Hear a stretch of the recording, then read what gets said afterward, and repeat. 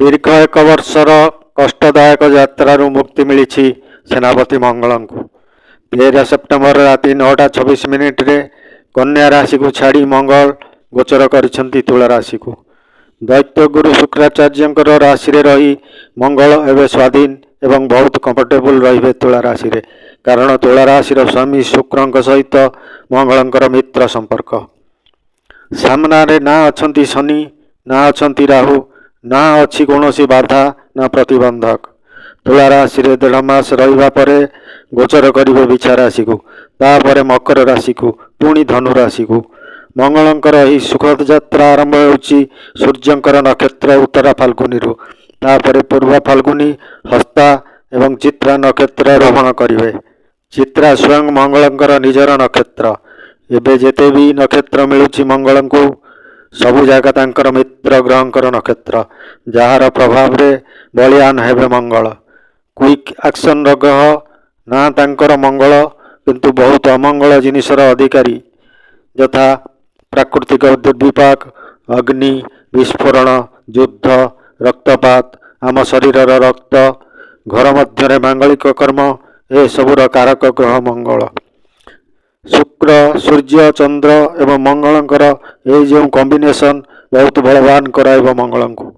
चंद्र ग्रहण, सूर्य गोचर एवं सूर्य परागर मझी समय मंगलंकर यही गोचर प्रभाव रे विश्व देखादेव प्राकृतिक दुर्विपाक, राजनीतिक अस्थिरता, धार्मिक उन्मादना, आंदोलन, विश्वयुद्ध वृद्धि पाइब, विभिन्न प्रकार दुर्घटना, धन जनर क्षति हेब।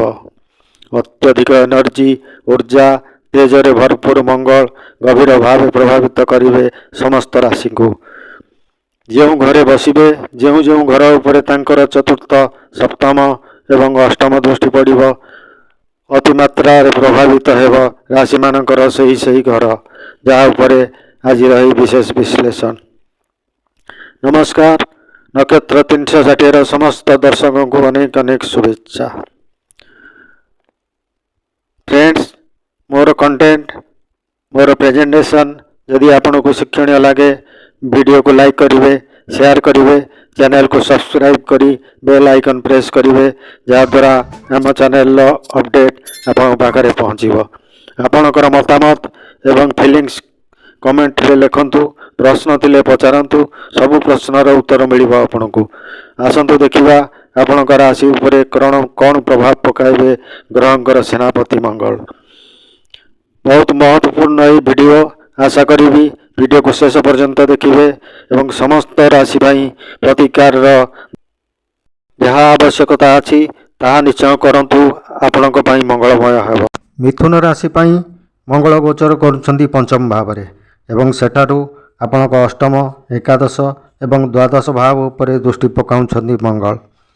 एते दिन धरी आपण बहुत असुविधार थिले मंगलंग पाई, स्वास्थ्य पाई, संपर्क पाई, अर्थ पाई, चाकरी पाई, काम पाई जहाँ भी कष्ट होउथिला सेही सबु दुखद यात्रार अंत होईची मंगलंकर ही गोचर सहित। एबे आपण को बहुत एग्रेसिव ही काम सब करने को पड़ो।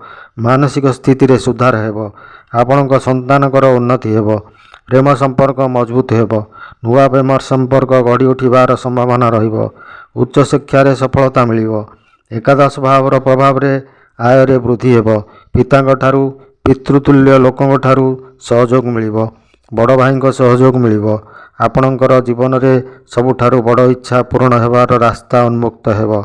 द्वादश भाव प्रभावित होउची तो व्यय बढ़िब, खर्च उपरे कंट्रोल रखिबा दरकार। विदेश यात्रा किंबा दूर यात्रा करि पारंती, किंतु ए सब को अवॉइड करिबा भलो हेब। कोनोसी पैतृक संपत्ति को नहीं द्वंद्व थिले सेतिरे आपण जययुक्त हेबे। गोटे दिग प्रति आपन को बहुत सावधानी रखा पड़ो, ताहा होउची मंगलंक चतुर्थ दृष्टि जहाँकि अष्टम घर उपरे पड़ुची। अष्टम घर शनिंकर घर।